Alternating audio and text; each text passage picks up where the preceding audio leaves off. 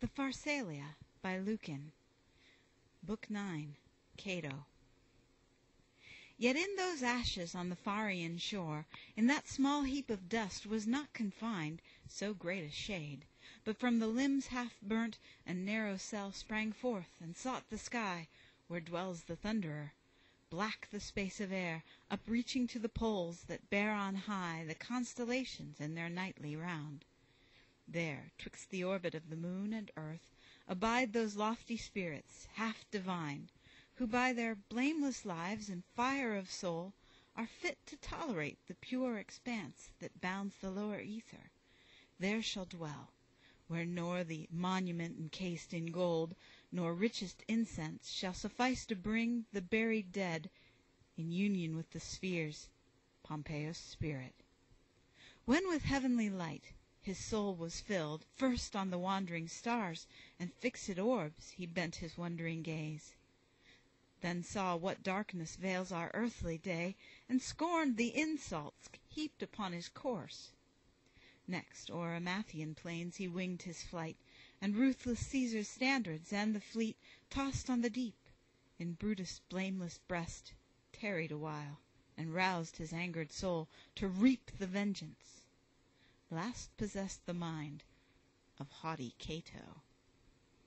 He, while yet the scales were poised and balanced, nor the war had given the world its master, hating both the chiefs, had followed Magnus for the Senate's cause and for his country, since Pharsalia's field ran red with carnage. Now was all his heart bound to Pompeius. Rome in him received her guardian.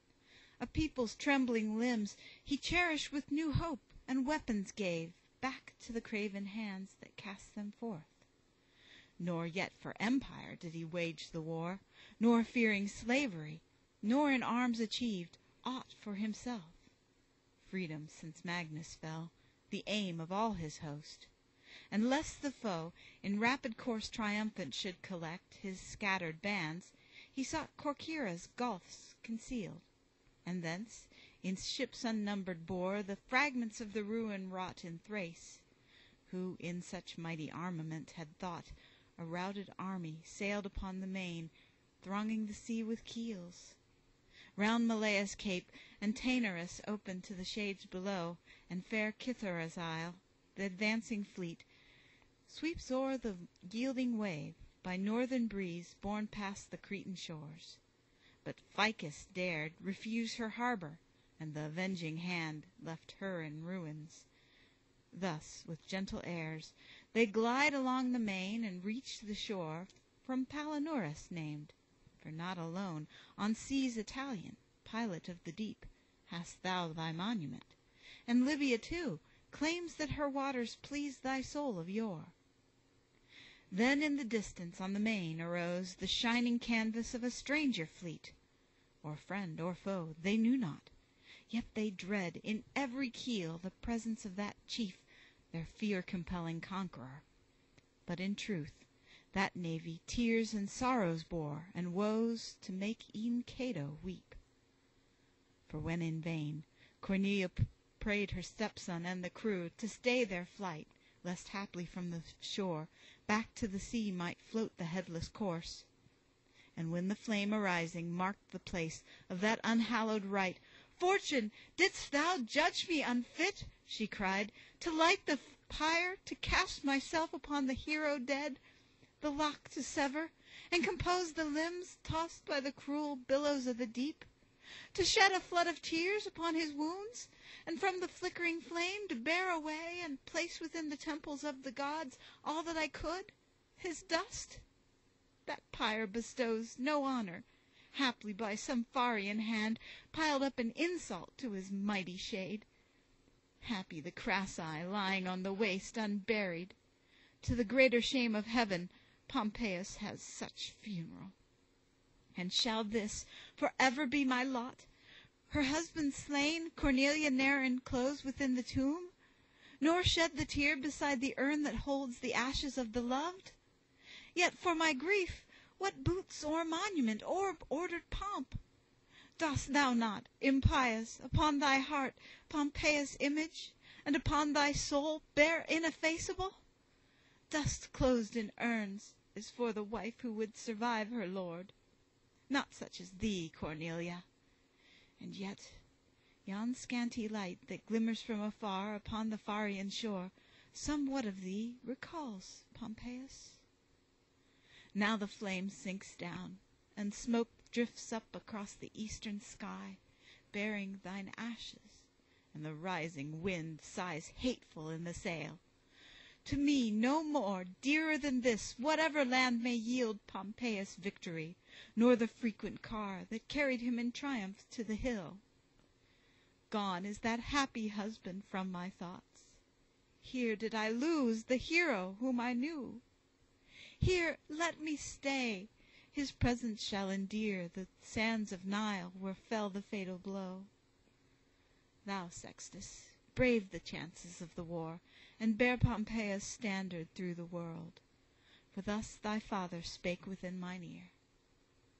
When sounds my fatal hour, let both my sons urge on the war, nor let some Caesar find room for an empire, while shall live on earth still one in whom Pompeius' blood shall run. This your appointed task, all cities strong, in freedom of their own, all kingdoms urge to join the combat, for Pompeius calls. Nor shall a chieftain of that famous name ride on the seas and fail to find a fleet. Urged by his sire's unconquerable will, and mindful of his rights, mine heir shall rouse all nations to the conflict.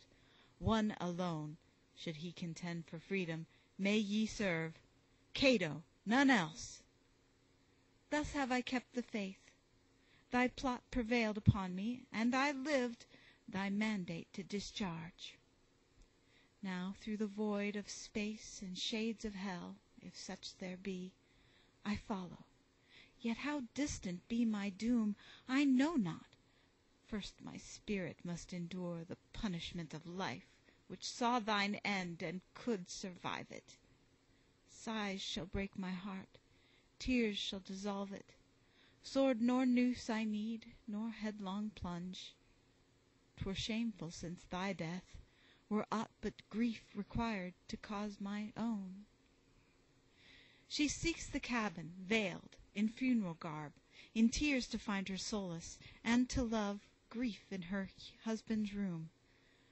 No prayers were hers for life as were the sailors', nor their shout, roused by the height of peril, moved her soul, nor angered waves, but sorrowing there she lay, resigned to death and welcoming the storm. First reached they Cyprus on the foamy brine. Then, as the eastern breeze more gently held the favoring deep, they touched the Libyan shore where stood the camp of Cato, sad as one who deep in fear presages ills to come. Cneus beheld his brother and his band of patriot comrades. Swift into the wave he leaps and cries, "Where, brother, is our sire? Still stands our country mistress of the world? Or are we fallen, Rome, with Magnus' death, wrapped to the shades?" Thus he. But Sextus said, "O happy thou, who by report alone hear'st of the deed that chanced on yonder shore. These eyes that saw my brother share the guilt. Not Caesar wrought the murder of our sire, nor any captain worthy in the fray. He fell beneath the orders of a king, shameful and base, while trusting to the gods who shield the guest, a king who in that land by his concession ruled. This the reward for favors erst bestowed. Within my sight, pierced through with wounds, our noble father fell. Yet deeming not the petty prince of Nile so fell a deed would dare, to Egypt's strand I thought great Caesar come. But worse than all, worse than the wounds which gaped upon his frame, struck me with horror to the inmost heart. Our murdered father's head, shorn from his trunk and borne aloft on javelin. This sight, as rumor said, the cruel victor asked to feast his eyes and prove the bloody deed. For whether ravenous birds and Pharian dogs have torn his corse asunder, or a fire consumed it, which with stealthy flame arose upon the shore, I know not. For the parts devoured by destiny, I only blame the gods. I weep the part preserved by men. Thus Sextus spake, and Cneius at the words flamed into fury for his father's shame. Sailors, launch forth our navies, by your oars, force through the deep, through wind and sea oppose. Captains, lead on, for civil strife ne'er gave so great a prize, to lay in earth the limbs of Magnus, and avenge him with the blood of that unmanly tyrant. Shall I spare great Alexander's fort, nor sack the shrine, and plunge his body in the tideless marsh? Nor drag Amasis from the pyramids, and all their ancient kings to swim the Nile? Torn from his tomb, that god of all mankind, Isis, unburied, shall avenge thy shade, and veiled Osiris shall I hurl abroad in mutilated fragments, and the form of sacred Apis, and with these their gods shall light a furnace that shall burn the head they held in insult. Thus their land shall pay the fullest penalty for the shameful deed. No husbandman shall live to till the fields, nor reap the benefit of brimming Nile. Thou only, Father, gods and men alike, fallen and perished, shalt possess the land. Such were the words he spake, and soon the fleet had dared the angry deep. But Cato's voice, while praising, calmed the youthful chieftain's rage. Meanwhile, when Magnus' fate was known, the air sounded with lamentations which the shore re-echoed. Never through the ages past, by history recorded, was it known that thus a people mourned their ruler's death. Yet more, when worn with tears, her pallid cheek veiled by her loosened tresses, from the ship Cornelia came. They wept and beat the breast. The friendly land once gained, her husband's garb, his arms and spoils, embroidered deep in gold, thrice worn of old upon the sacred hill, she placed upon the flame. Such were for her the ashes of her spouse, and such the love which glowed in every heart, that soon the shore blazed with his obsequies. Thus at wintertide, by frequent fires the Apulian herdsman seeks to render to the fields their verdant growth, till blaze Garganus uplands and the meads of Vultur, and the pasture of the herds by warm Matinum. Yet Pompeius' shade, not else so gratified, not all the blame the people dared to heap upon the gods, for him their hero slain, as these few words from Cato's noble breast, instinct with truth. Gone is a citizen, who, though no peer of those who disciplined the state of yore, in due submission to the bounds of right, yet in this age, irreverent of law, has played a noble part.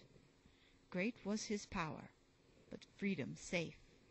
When all the plebs were prone to be his slaves, he chose the private gown. So that the Senate ruled the Roman state, the Senate's ruler. Not by right of arms he e'er demanded. Willing took he gifts, yet from a willing giver. Wealth was his, vast, yet the coffers of the state he filled beyond his own. He seized upon the sword, knew when to sheathe it. War did he prefer to arts of peace, yet armed loved peace the more. Pleased took he power, pleased he laid it down. Chaste was his home and simple, by his wealth untarnished. Mid the peoples great his name and venerated. To his noble Rome he wrought much good. True faith in liberty long since with Marius and Sulla fled. Now when Pompeius has been reft away, its counterfeit has perished. Now unashamed shall seize the despot on imperial power, unshamed shall cringe the Senate. Happy he who with disaster found his latest breath, and met the Pharian sword prepared to slay. Life might have been his lot in despot rule, prone at his kinsman's throne. Best gift of all, the knowledge how to die. Next, death compelled. If cruel fortune doth reserve for me an alien conqueror, may Juba be as Ptolemaeus. So he take my head, my body grace his triumph, if he will. More than had Rome resounded with his praise. Words such as these gave honor to the shade of that most noble dead. Meanwhile the crowd, weary of warfare since Pompeius' fall, broke into discord as their ancient chief, Cilician, called them to desert the camp. But Cato hailed them from the furthest beach. "Untamed Cilician, is thy course now set for ocean theft again? Pompeius gone, once more a pirate?" Thus he spake, and gazed at all the stirring throng. But one whose mind was fixed on flight thus answered, "Pardon, chief, 'twas love of Magnus, not of civil war, that led us to the fight. His side was ours. With him whom all the world preferred to peace, our causes perished. Let us seek our homes, long since unseen, our children and our wives. If nor the rout nor dread Pharsalia's field, nor yet Pompeius' death shall close the war, whence comes the end? The vigor of a life for us is vanished. In our failing years, give us at least some pious hand to speed the parting soul and light the funeral pyre. Scarce even to its captains civil strife concedes due burial. Nor in our defeat does fortune threaten us with the savage yoke of distant nations. In the garb of Rome, and with her rites, I leave thee. Who had been second to Magnus living, he shall be my first hereafter. To that sacred shade be the prime honor. Chance of war appoints my lord, but not my leader. Thee alone I followed, Magnus, after thee the fates. Nor hope we now for victory, nor wish, for all our Thracian army is fled in Caesar's victory, whose potent star of fortune rules the world, and none but he has power to keep or save. That civil war which while Pompeius lived was loyalty, is impious now. If in the public right, thou, patriot Cato, find'st thy guide, we seek the standards of the consul." Thus he spake, and with him leaped into the ship a throng of eager comrades. Then was Rome undone, for all the shore was stirring with a crowd, athirst for slavery. But burst these words from Cato's blameless breast: "Then with like vows, as Caesar's rival host, ye too did seek a lord and master, not for Rome the fight, but for Pompeius.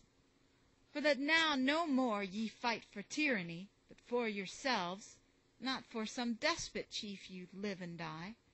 Since now 'tis safe to conquer, and no lord shall rob you, victors, of a world subdued. Ye flee the war, and on your abject necks feel for the absent yoke, nor can endure without a despot. Yet to men the prize were worth the danger. Magnus might have used to evil ends your blood. Refuse ye now, with liberty so near, your country's call? Now lives one tyrant only of the three. Thus far in favor of the laws have wrought the Pharian weapons and the Parthian bow. Not you, degenerate. Begone, and spurn this gift of Ptolemaeus. Who would think your hands were stained with blood? The foe will deem that you upon that dread Thessalian day first turned your backs. Then flee in safety. Flee. By neither battle nor blockade subdued, Caesar shall give you life. O slaves most base, your former master slain, ye seek his heir. Why doth it please you not yet more to earn than life and pardon? Bear across the sea Metellus' daughter, Magnus' weeping spouse, and both his sons. Outstrip the Pharian gift, nor spare this head, which laid before the feet of that detested tyrant shall deserve a full reward. Thus, cowards, shall ye learn, in that ye followed me, how great your gain. Quick to the task, and purchase thus with blood your claim on Caesar. Dastardly is flight which crime commends not." Cato thus recalled the parting vessels. So when bees in swarm desert their waxen cells, forget the hive, ceasing to cling together, and with wings untrammeled seek the air, nor slothful light on time to taste its bitterness. Then rings the Phrygian gong. At once they pause aloft, astonied, and with love of toil resumed, through all the flowers for their honey store in ceaseless wandering search. The shepherd joys, sure that the Hyblaean mead for him has kept his cottage store, the riches of his home. Now in the active conduct of the war were brought to discipline their minds, untaught to bear repose. First on the sandy shore, toiling, they learned fatigue. Then storm thy walls, Cyrene, prizeless, for to Cato's mind 'twas prize enough to conquer. Juba next he bids attack, though nature on the path had placed the Syrtes, which his sturdy heart aspired to conquer. Either at the first, when nature gave the universe its form, she left this region neither land nor sea, not wholly shrunk so that it should receive the ocean flood, nor firm enough to stand against its buffets. All the pathless coast lies in uncertain shape. The land by earth is parted from the deep. On sandy banks the seas are broken, and from shoal to shoal the waves advance to sound upon the shore. Nature, in spite, thus left her work undone, unfashioned to men's use, or else of old a foaming ocean filled the wide expanse, but Titan, feeding from the briny depths his burning fires, near to the zone of heat, reduced the waters, and the sea still fights with Phoebus' beams, which in the length of time drank deeper of its fountains. When the main, struck by the oars, gave passage to the fleet, black from the sky rushed down a southern gale upon his realm, and from the watery plain drave back the invading ships, and from the shoals compelled the billows, and in middle sea raised up a bank. Forth flew the bellying sails, beyond the prows, despite the ropes that dared resist the tempest's fury, and for those who prescient housed their canvas to the storm, bare-masted they were driven from their course.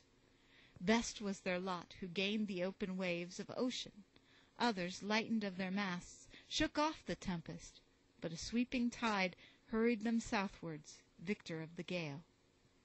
Some freed of shallows on a bank were forced, which broke the deep. Their ship in part was fast, part hanging on the sea, their fates in doubt. Fierce raged the waves till hems them in the land, nor Auster's force in frequent buffets spent prevails upon the shore. High from the main, by seas inviolate, one bank of sand far from the coast arose. There watched in vain the storm-tossed mariners, their keel aground, no shore descrying. Thus in sea were lost some portion, but the major part by helm and rudder guided, and by pilots' hands, who knew the devious channels, safe at length floated the marsh of Triton loved, as saith the fable, by that god, whose sounding shell all seas and shores re-echo, and by her, Pallas, who springing from her father's head, first lit on Libya, nearest land to heaven, as by its heat is proved. Here on the brink she stood reflected in the placid wave, and called herself Tritonis. Lethe's flood flows silent near, in fable from a source infernal sprung, oblivion in his stream. Here too that garden of the Hesperids, where once the sleepless dragon held his watch, shorn of its leafy wealth, shame be on him who calls upon the poet for the proof of that which in the ancient days befell. But here were golden groves by yellow growth weighed down in richness.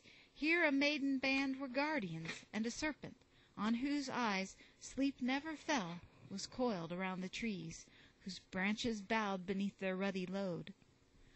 But great Alcides stripped the bending boughs, and bore their shining apples, thus his task accomplished, to the court of Argos' king. Driven on the Libyan realms, more fruitful here, Pompeius stayed the fleet, nor further dared in Garamantian waves. But Cato's soul leaped in his breast, impatient of delay, to pass the Syrtes by a landward march, and trusting to their swords, 'gainst tribes unknown to lead his legions. And the storm which closed the main to navies gave them hope of rain, nor biting frost they feared in Libyan clime, nor suns too scorching, in the falling year. Thus, ere they trod the deserts, Cato spake. Ye men of Rome, who through mine arms alone can find the death ye covet, and shall fall with pride unbroken should the fates command, meet this your weighty task, your high emprise, with hearts resolved to conquer. For we march on sterile wastes, burnt regions of the world. Scarce are the wells, and Titan from the height burns pitiless, unclouded, and the slime of poisonous serpents fouls the dusty earth. Yet shall men venture for the love of laws and country perishing upon the sands of trackless Libya, men who brave in soul rely not on the end, and in attempt will risk their all. 'Tis not in Cato's thoughts on this our enterprise to lead a band blind to the truth, unwitting of the risk.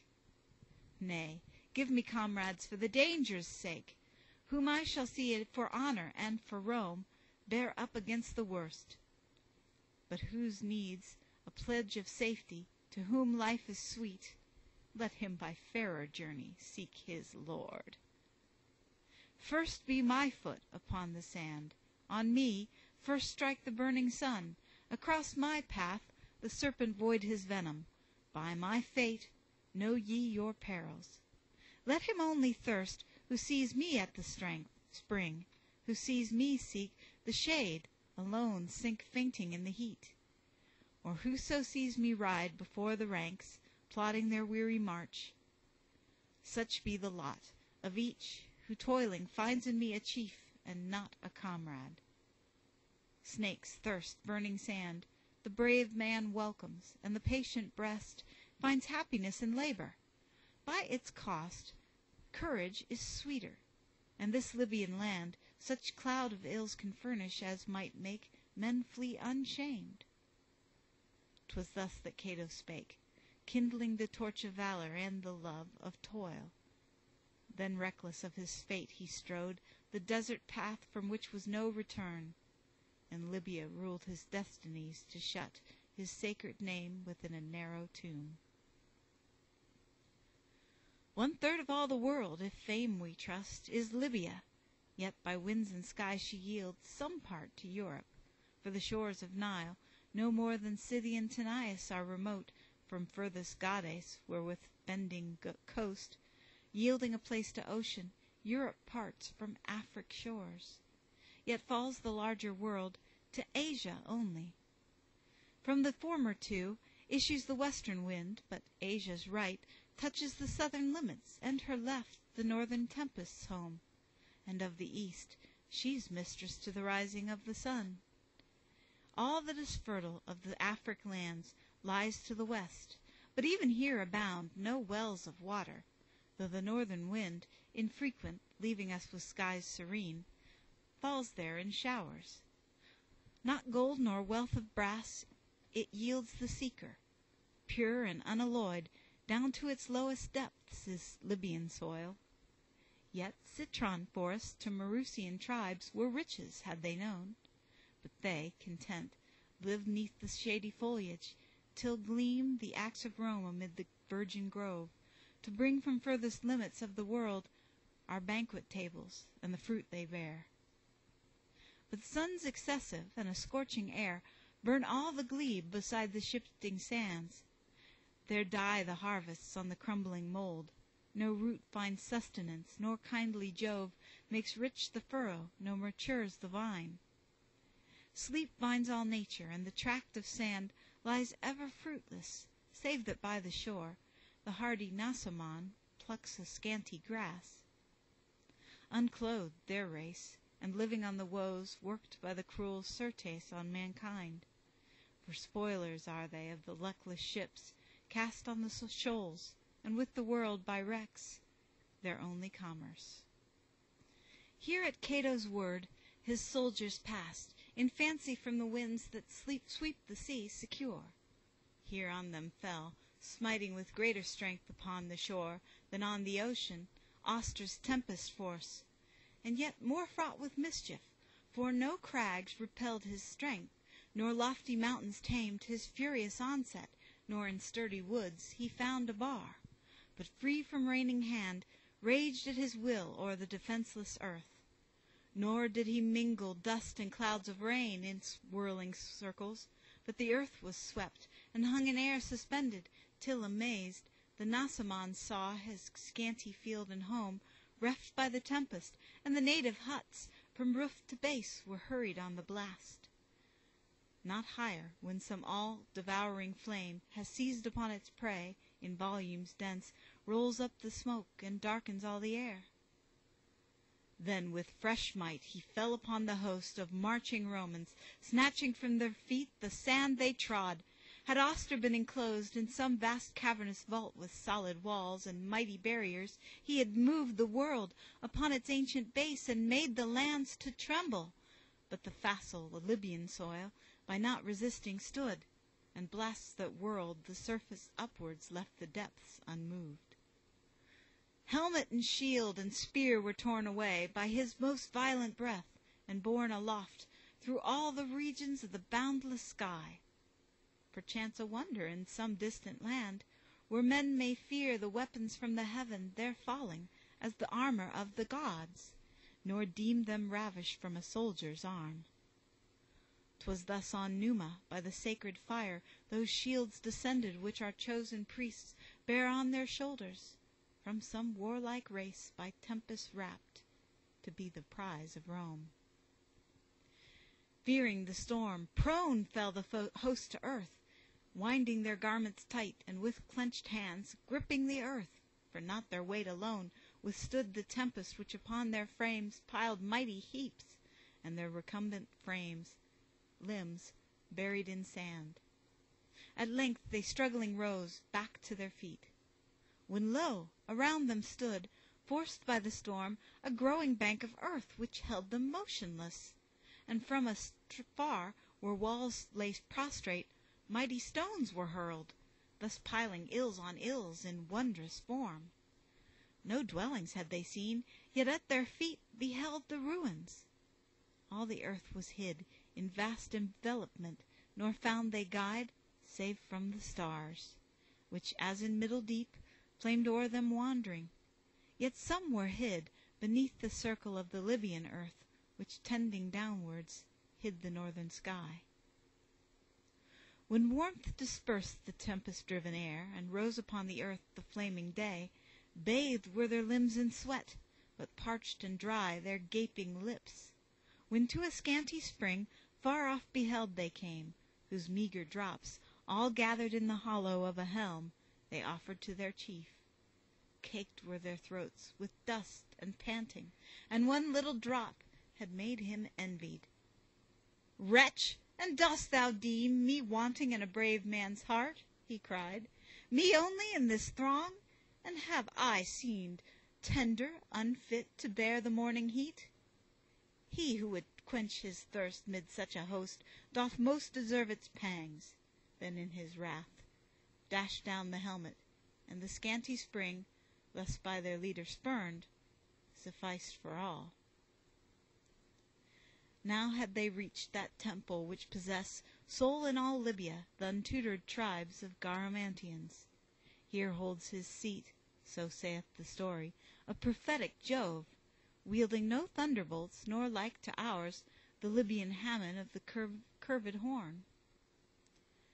No wealth adorns his fame, by Afric tribes bestowed, nor glittering hoard of eastern gems. Though rich Arabians, Ind and Ethiop, know him alone as Jove, still is he poor, holding his shrine by riches undefiled through time, and God, as of the olden days, spurns all the wealth of Rome. That here some god dwells witnesses the only grove that buds in Libya, for that which grows upon the arid dust which Leptis parts from Berenice knows no leaves. Alone Hammon uprears a wood, a fount the cause, with which its waters binds the crumbling soil. Yet shall the sun, when poised upon the height, strike through the foliage. Hardly can the tree protect its trunk, and to a little space his rays draw in the circle of the shade.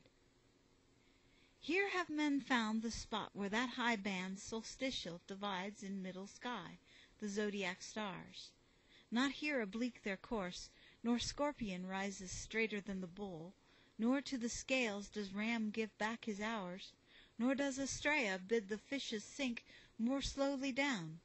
But watery Capricorn is equal with the crab, and with the twins, the archer. Neither does the lion rise above Aquarius. But the race that dwells beyond the fervor of the Libyan fires sees to the south that shadow which with us falls to the north.